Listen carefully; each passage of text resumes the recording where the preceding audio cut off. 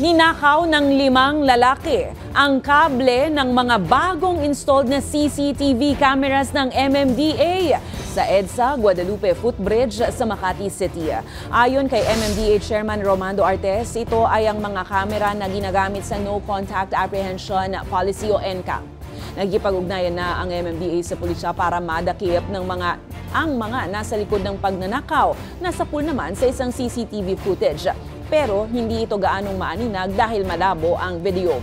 Nakatakda namang magdagdag ng 1,200 na CCTV cameras ang ahensya para mapalawak pa ang coverage ng naturang NCAP policy.